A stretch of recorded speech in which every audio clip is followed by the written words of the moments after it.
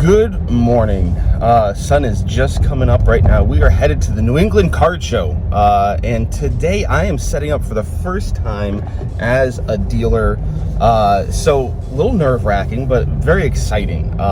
It's gonna be a learning experience for sure to see, what of my cards are desirable to people other than myself and folks that like 90s. I do have some other stuff, but I think it'll also be interesting to see, how much do I get out from behind the table, all that kind of stuff that I've just never experienced before. Maybe you have, and it's one of those things that'll be interesting too. You can also drop in the comments or shoot me DMs if there's any things that I do, from watching the video and the recap and all that you would advise me not to do or do differently.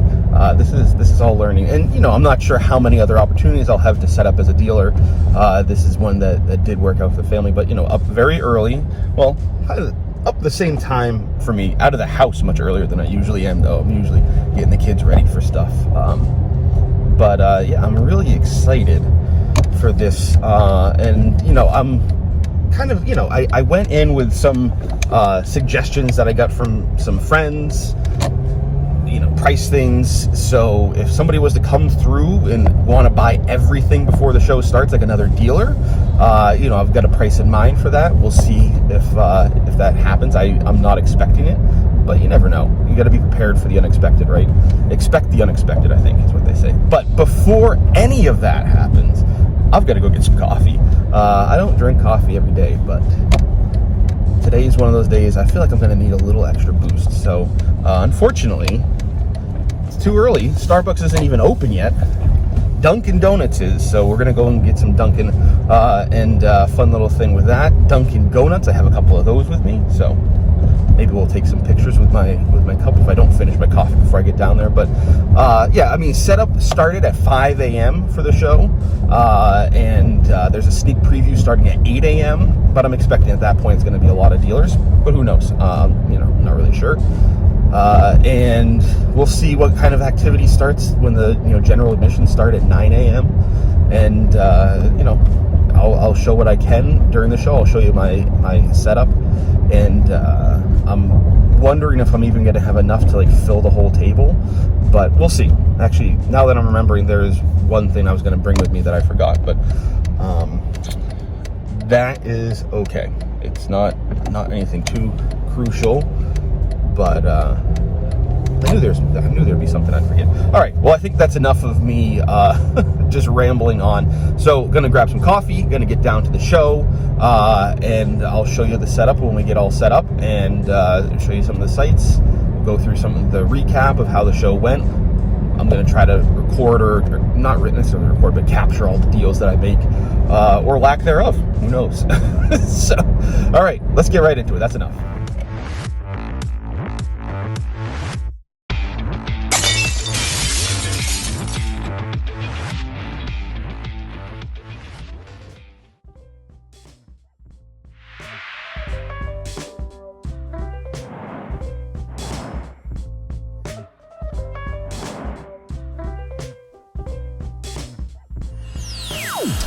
All right, we are back.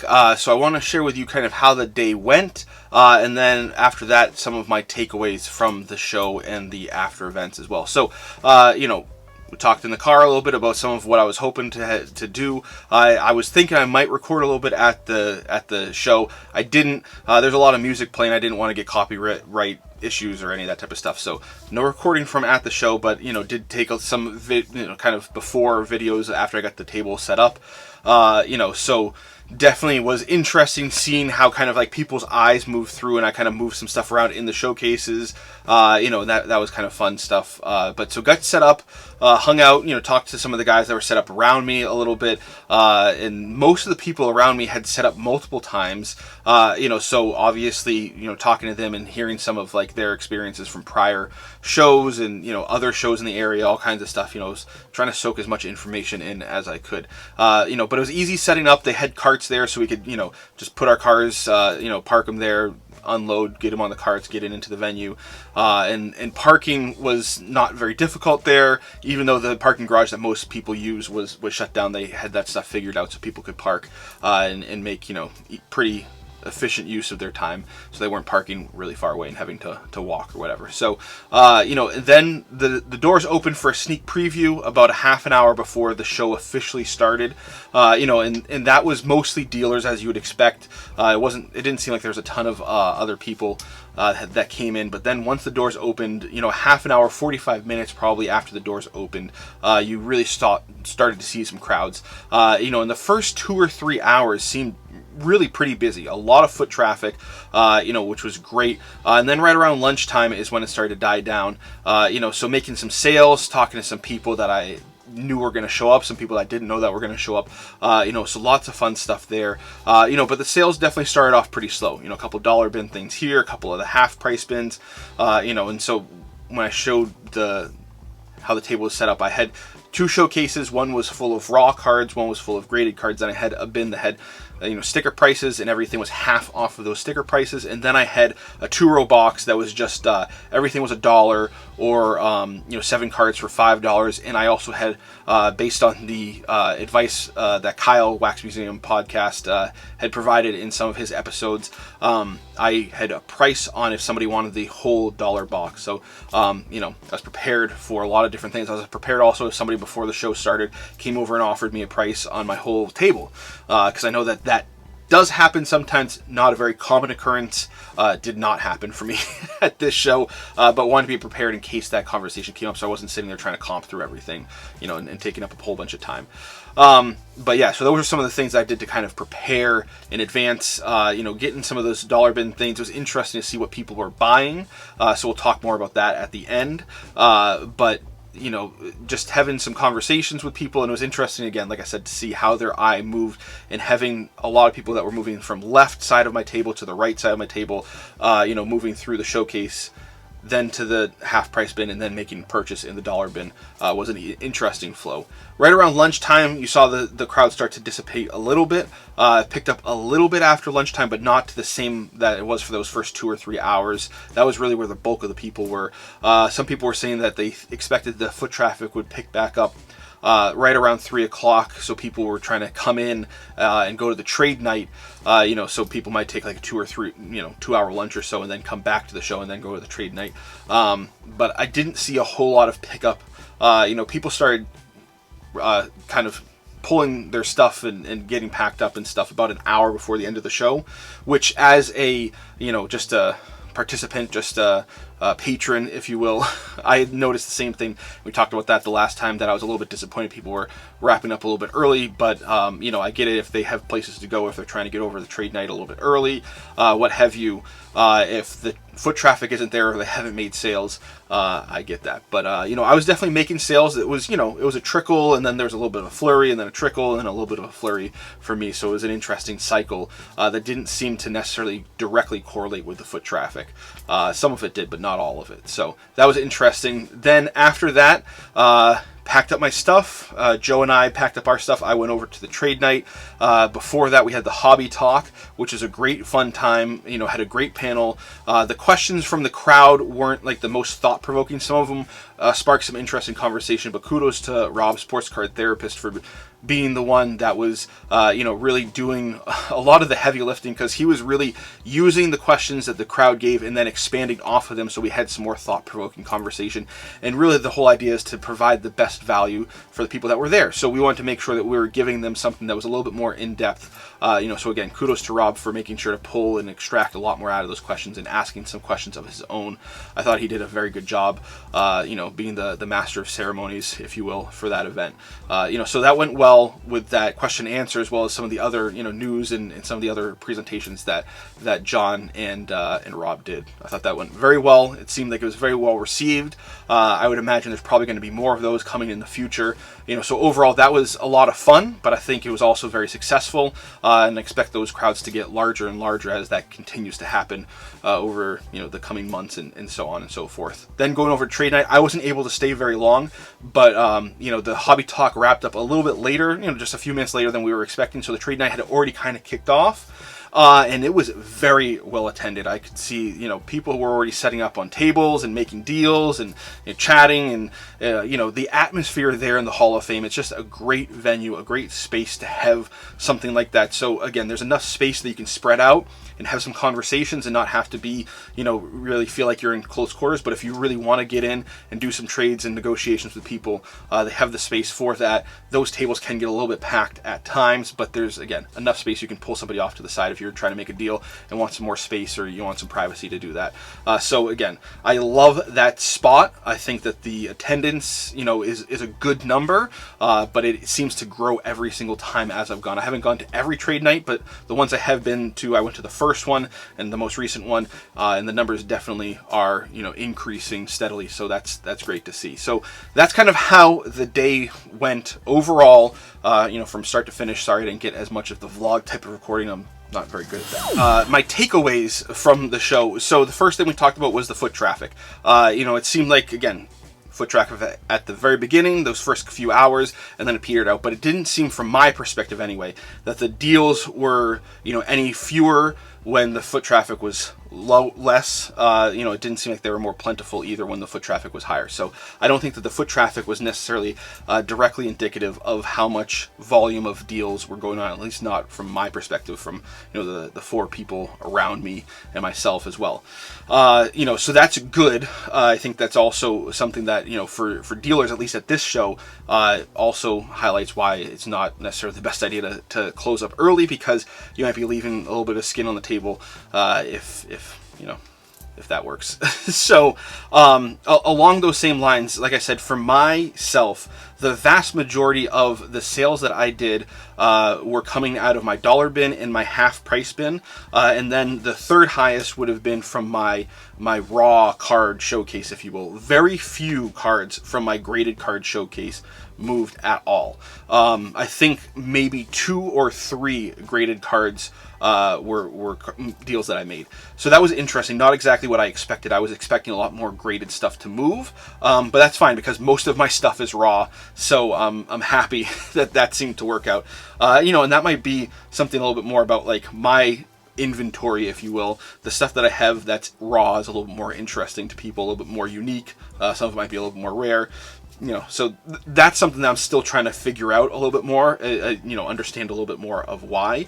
But like I said, I had some deals coming through my half price bin, and then another dealer from across the show came over and was looking through my stuff and bought the entire half price box from me. So not a ton of stuff, but that definitely buoyed my sales for the day, which was great. And like he was saying, he was upfront and honest. He's going to take that stuff and he's going to try to move it. So he was definitely trying to get a better deal, even though my stuff was already priced, very low when you compare it to comps. Again, sticker price and then half price off that. But he got an even better deal because he's going to do the work and move it, and stuff that I didn't need in my collection anymore. So, it's always nice when it works out and it's mutually beneficial for somebody. But like I talked about, I thought through a price for my whole table. I thought through a price for the whole dollar bin. I had not thought through a price for my half price bin, and some of the stuff had already moved. So it wasn't like I came in there and I still had the same stuff that I had at the beginning of the day. So, that was something that I tried to prepare as best I could, and there's always something that comes up that I wasn't prepared for. So that was interesting as well. The other interesting thing, talking about sales, I only made one trade the entire show. And I wasn't walking around. I was just staying at my booth. I was chatting with people. There's enough consistent flow that it seemed like it was a better idea for me to stay at my table. And I was hearing from a lot of people that I was really the only one in the room that had much of any 90s. There was one other person that came up to my booth and showed me some of the 90s stuff that he had picked up. So it seemed like even if I did walk around, I wasn't going to see much stuff that was of interest for my collection anyway. So, I thought that was interesting, though. Only one trade. From what I've heard from other shows and my own experience at National, trading was a lot more prevalent. So, not a bad thing, though. Seeing some more cash deals for myself and the people around me, I thought was something that was unique based on what, I've heard from other shows and other people who have set up. I think that's a good thing. I can't say that that's necessarily indicative of just this area or just this point in time. Definitely need some more data points, need to hear from some more people, and need some more experience in this area. But an interesting thing that I was not expecting, but it was a pleasant surprise, I would say. The other piece with that is, some of the stuff that people were commenting on was an interesting piece for me. The stuff that I sold, like the stuff in the showcases, I sold every one except for one Jordan card that I brought with me. So Jordan is always going to be popular when you've got 90s cards and stuff like that. People were talking about Kobe. Nobody was talking about LeBron. So stuff like that, seeing what players were popular, if you will. I was expecting football was going to be a bigger draw. I don't have a ton of football cards, but I brought what I had. And really, there was no interest from what I saw, at least the stuff that I had. Not saying that there wasn't interest in the rest of the room. It's just the stuff that I have. It's not something that I focus on. I have a couple of decent football cards, I would say. But again, that wasn't stuff that people were gravitating towards. I had a couple of baseball cards. I have a few baseball, but I have football, and those weren't generating much of any interest either. But in my dollar bin, those were the things that were moving the most. So it was interesting to see that. Yankees were selling very well. I had a couple of Aaron Judge cards that were, lower end cards that were either in the half price or the dollar bin. Those sold. So I was trying to make sure that I had a good number of kind of local teams. So, focusing on the Yankees, the Giants, the Jets, the Mets, if I had any of that stuff, the Knicks, the Celtics, the Patriots, the Red Sox. I don't think I had any hockey, so no Bruins or Islanders or anybody like that. But, the Boston teams weren't really generating any interest, but the New York teams were. Mostly also, like I said, the Yankees. I think that's probably partially not only the location, being in western Massachusetts, a little bit closer to Connecticut and New York than it is Boston. Probably equally distant, but obviously it seemed like the fan base is skewed. But also the time of year, baseball's gearing up for the playoffs at that point in time. Football's just getting started. Basketball, not really what people are thinking about yet. So it'd be interesting to see what happens in the January show. Not sure if I'll get there. Not sure if I'll even be able to set up, but be interesting to see some of that stuff. But again, New York based stuff and Yankee stuff was moving a lot more than I was expecting, but I was prepared to have some local team stuff. The last thing that I was thinking through is the way that some of the deals went down was interesting to me. Most of it, people were trying to negotiate prices, and some of it was, just, hey, can I get a couple bucks off here? Stuff like that, typical stuff. And I kind of priced that in and expected some of that negotiation to take place. There was one person who came by, made a deal with me earlier in the day, was really trying to pour over my cards for condition. And it was interesting to watch his behavior and what he was saying versus, when he was pouring over the cards, what he was saying about the cards, and then what his behavior kind of dictated. So I'll give you an example. The first deal that we made, everything that he was looking for was raw. He didn't want any graded stuff, and he was looking over them for the condition. But then he was saying stuff like, oh yeah, I'm a collector, the condition doesn't really matter all that much to me. Okay, but he was taking a lot of time to pour over the condition, and sometimes when you have somebody that's pouring over the stuff, he was occupying a good amount of space. There are other people that were trying to look at stuff that would just eventually, I'd greet them, I'd ask them, if they had any questions, and they would eventually move away because this guy was taking up a lot of time and a lot of space to try to look over the cards. Which was interesting, and like I said, again, his actions and words didn't really align. It definitely gave off the vibe that, he's not necessarily just a collector. He's looking for stuff that he can either grade or flip or whatever, which is fine. Everybody's got their own, my thing is just, be upfront with me. We can make a deal that works for everybody. But if you're trying to hide behind, what your true intentions are, it's going to be more difficult for me to work with you. And hopefully, meet in the middle somewhere that we're both happy.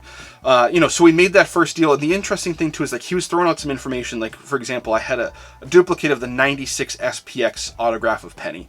And he was saying some stuff like, oh yeah, they just use these for redemptions when they ran out of other redemptions, which is not accurate.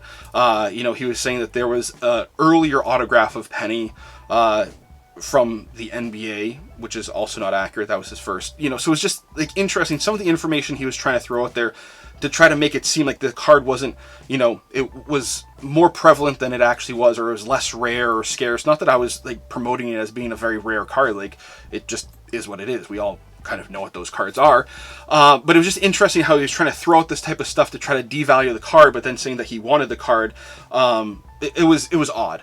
Obviously, he was trying to get a better price, which I have my prices, and we negotiated based on what my prices are. I know the value of the cards I have, so it didn't get him any better price. Then at the very end of the show, the same guy came over, so I kind of knew what to expect. And I was also trying to pack up because this was the very end of the show. Like, they were having announcements coming over the intercom that they were closing the doors in 5 minutes and stuff. So he was pouring over my raw cards again, and he was interested. I had a couple of copies of various, common players or semi-stars from the 96 credential set. And that's a set that we know a lot about. The diamond cut is one of those things that is known about those cards. So having a raw copy, people do look over them to make sure they're not trimmed or any sort of issues with authenticity, all that kind of stuff. But people also come to expect a lot of those aren't necessarily going to get the highest numeric grades. And sometimes looking at them, you're not going to necessarily be able to tell just by looking at them what a grading company is going to see in them, but you can tell and see if they're diamond cut and all that kind of stuff. Anyway, so he was pouring over some of those cards and a couple other cards, and then he wanted all the credentials, and he kept telling me that he's trying to collect the whole set, which is fine.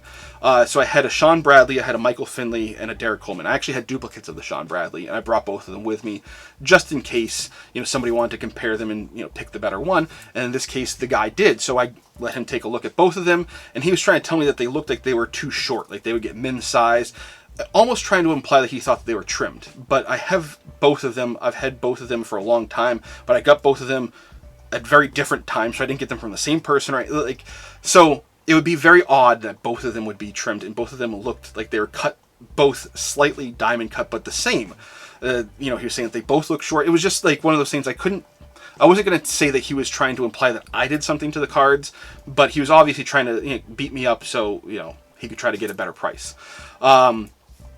And he kept saying, they're short. I said, no, they're diamond cut. And then he kept taking, I had a common card in my dollar bin that he was trying to compare them and the size to and all this stuff. So we were having a conversation about the diamond cut, and he didn't seem like he understood what that meant, but he was telling me that he also knew that there was an uncut sheet of those, and I was telling him, no, the uncut sheet that he was talking about was from the subsequent year, from 97, not 96. Anyway, I'm blabbing on about this deal. So he was trying to bring up some facts that weren't accurate. I knew the accurate facts, trying to see if he could get a better price from me, which wasn't working in his favor. All in all, at the end, he wanted all 4 of the credentials. So he wanted both Sean Bradleys, which is odd for a set collector, the Derek Coleman, and the Michael Finley, and then some other cards. So again, it seemed like his motives weren't the same as what he was telling me they were, which again, it was fine. We ended up making a deal. It was just an odd interaction that I think was interesting to see, was very different than any other interactions that I had making sales throughout the day. So, they were not the largest sales that I made. They weren't the smallest sales that I made. So it was an interesting thing. Again, learning experience. I'm sure that if you've set up even a couple times or a bunch of times, you've had other even more, interesting interactions. So that was one of the interesting takeaways. And I'm sure plenty of dealers are familiar with people trying to beat them up on prices for their cards. But at the end of the day, if you're trying to tell me that my card is not in good shape, or it seems like it's trimmed or something like that, then why do you want it? Ultimately it comes down to that question. If you're trying to tell me that it's not that great, why are you interested? So if you're interested and you're trying to beat it up on price, then we can have a conversation as far as why you want to get a better price or whatever. Again, being on the other side of the table, I know I'm just going to talk about the value of the card and how much I want it, and that's where I'm basing the value on. So we've all got different negotiating tactics, though. So those are some of the takeaways there. Again, like I said, the foot traffic seemed good, not the greatest, but good. Really at the beginning of the day, but also the foot traffic at the trade night looked very good. So all in all, it was a successful experience from what I saw from the guy to either side of me. I think I ended up making like 3 or 4 times more sales. And I think that was just kind of indicative of the inventory that we all had. The guy to one side of me had all bargain bins, if you will. So it was all 2-row boxes with various price points and sports and all that kind of stuff. I didn't see a lot of people doing a lot of digging, and I'm sure that there were plenty of great deals if people were doing digging. Joe was on my other side. The stuff that he had a lot more bargain bins, but the sports that he had were also very different than mine. So a lot more football, a lot more wrestling, and also a lot more soccer. whereas I had a lot more basketball, a little bit of football, and very little baseball. So I think his experience also was a little bit more heavily based on the sports that he had versus the sports that I had. So interesting stuff there as well. From his perspective, I was talking to him afterwards, and he was saying, soccer did not seem to be of much interest. The people who wanted soccer only wanted soccer, but the stuff that they were interested in was the typical stuff, the big names, the Ronaldos and the Messis and stuff like that, not some of the smaller names. And he had some really nice inserts of some players that are good players, but not those big names. So that was interesting. Football for him was also moving pretty well. Wrestling, he said, he had to go and make some deals from other dealers that he heard about that were interested in some of the stuff from other people that were at his table, like, oh, hey, go check this person and that person. So he went on his feet and made some other deals. So interesting stuff all around, but that's what we've got today. So if you're new here, please consider subscribing, hit that bell icon so you don't miss any videos in the future. New videos dropping once, sometimes twice in a week, and we have collector interviews, looks into my PC, grading reveals, a whole bunch of fun stuff. We'll talk later.